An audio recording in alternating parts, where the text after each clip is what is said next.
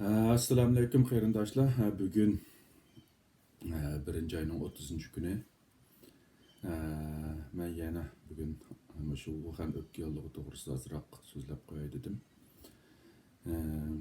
Shu 1 ayning 29 kuni Amerikaning sharq vaqti kech soat 7gacha rasmiy diagnoz qo'yilgan son 8000 ga yaqin bo'lib, bularning ichida 170ning o'lib ketganligi doklad qilingan.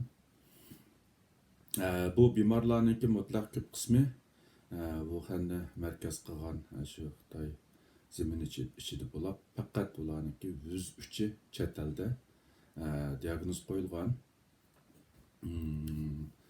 Endi hozir qadar shu e'lon qilingan sonlarga asosan bu kasallikning o'lib ketish nisbatini taxminan 3% atrofida deb taxmin qilyotdi hozir. Albatta bu son yana uzluksiz o'zgarib turishi mumkin. Şu hozirgi aniq diagnoz qo'yilganlar bilan aniq diagnoz qo'yilib shu kasal sababini o'lib ketganlarningki nisbati shu 3% atrofida. Albatta ba'zilar bu son yolg'on, Xitoy hukumati aniq oshkorlamaydi deb qarg'an bo'lishi mumkin. Buning hozir bir narsa demek tez bo'libmi hozirgi ahvolda bu kasallikki to'liq diagnoz qo'yilish nisbati yana biroz tuvan bo'lganligi uchun diagnoz qo'yilmaganlar yoki diagnoz qo'yilmay turib o'lib ketganlar xili bo'lishi mumkin. Mayli qandaylikin bo'lsin,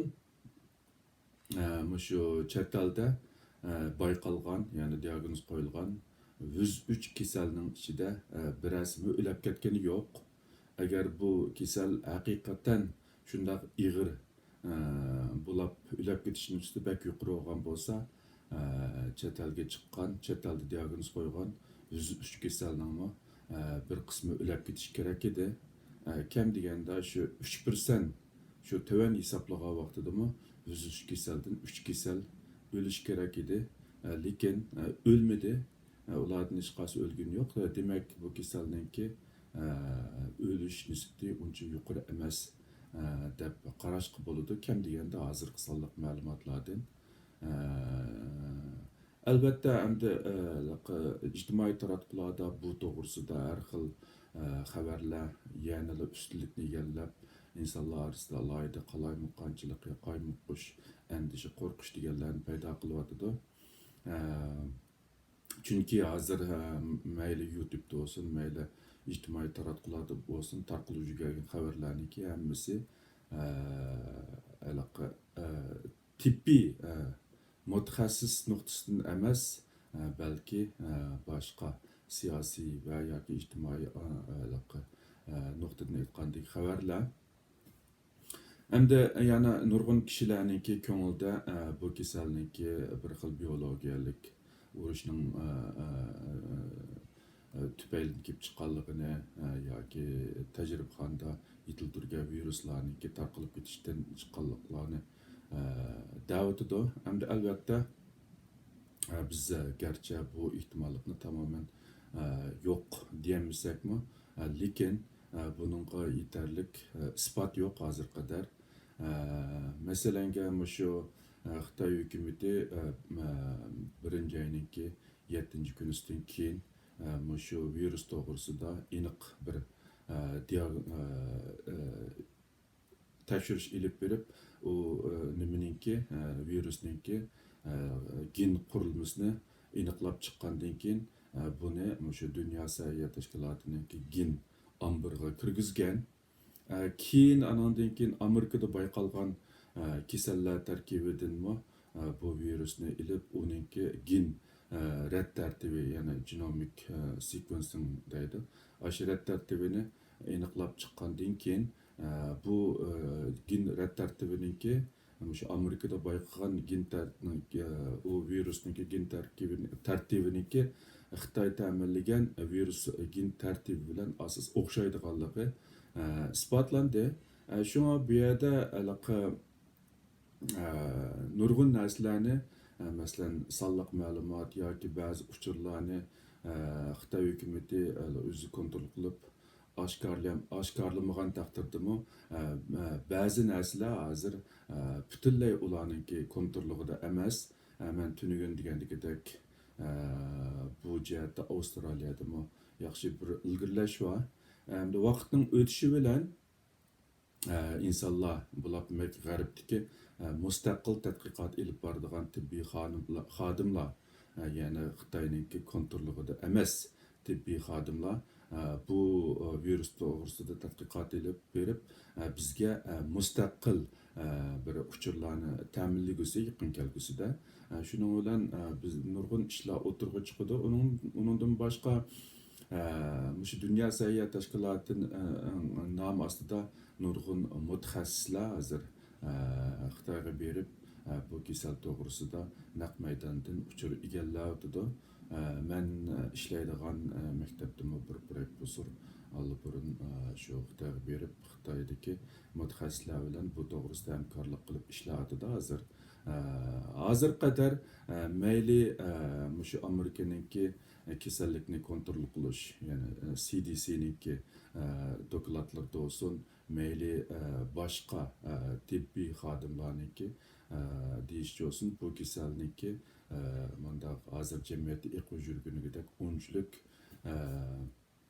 qo'rqinchli emasligini da'vatida. Albatta bu kasal men o'tgan qatimqi leksiyalarimda so'zlagandagidek yeni bir virus bo'lganlik uchun, ya'ni bu bayqalg'ili hozir bir oymi bo'lmaganlik uchun biz bilmaydigan nurg'un narsalar bor.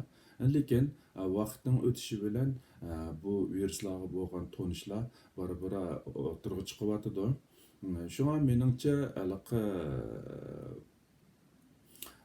ba'zi narsalarga bo'lib o'zimiz kontrol qilolmaydigan ba'zi narsalarga e'tibor berib o'zimizni alohida andishaga silib vahima paydo qilishniki bizga nisbatan zaruriyat yo'q deb qarayman. Albatta bizniki eng andish qiladiganimiz hamda bu kasallikni shu vatanda ko'p tarqalib lagerda yetayotgan immunitet kuchi alohida to'g'on bo'lgan shu qarindoshlarimizga yuqib ularda bir xil balay ofatning kelib qolishidan biz amayli andish qilamiz. Shunga biz ortiq boshqa shamolga qarab hammamiz shu o'pka yollig'i bilan bo'lgan o'pka yollig'i bilan qilishning o'rniga shu qanday qilib vatandagi shu qarindoshlarga kelish oldida bo'lgan tahdidni azilta olamiz degan taraflarda biroz o'ylanib baqsaq, demakchi agarda hamda shu Wuhan o'pka yollig'iga oid yetarli uchurlarga ega bo'lay desak, meningcha shu Amerikaninki kasallikni kontrol qilish idorasininki CDC'ning to'rbitiga chiqib, uningda Xitoycha hozir shu chunki bu kasal Xitoydan tarqalganlik uchun Xitoycha qo'llanish materiallarini tortib hammasini kundadagidek yangilab turadichu.